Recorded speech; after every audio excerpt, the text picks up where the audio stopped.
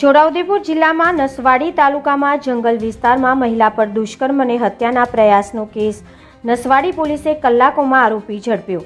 છોટાઉદેપુર જિલ્લાના નસવાડી તાલુકાના જંગલ વિસ્તારમાં ગંભીર ગુનો બન્યો છે। નસવાડી પોલીસની ઝડપી કાર્યવાહી હાથ ધરી છે।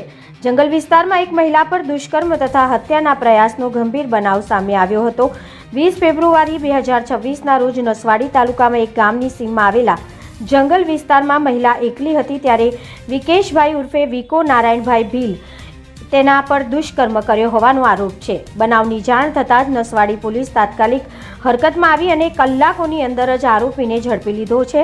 હાલ પીડિત મહિલાની સારવાર ચાલી રહી છે। પીડિત પરિવાર નસવાડી પોલીસ સ્ટેશન ખાતે બેસીને આરોપીને કડક સજાની માંગ કરી છે। આ બનાવ અંગે ભોગ બનનાર મહિલાના ભાઈએ નસવાડી પોલીસ સ્ટેશનમાં ફરિયાદ નોંધાવી હતી।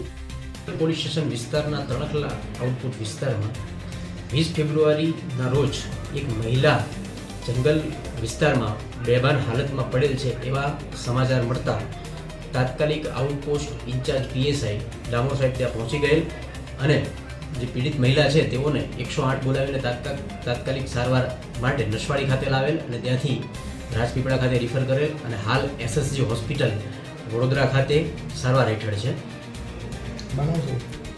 બનાવની વિગત એવી છે કે જે મહિલા છે એની સાથે દુષ્કર્મ થયેલું છે એવા જે દુષ્કર્મનો આરોપી છે એ વિકેશ નારાયણભાઈ ભીલ જેઓને પોલીસ દ્વારા તાત્કાલિક પકડવામાં આવેલ છે અને હાલ આરોપી રિમાન્ડ હેઠળ છે।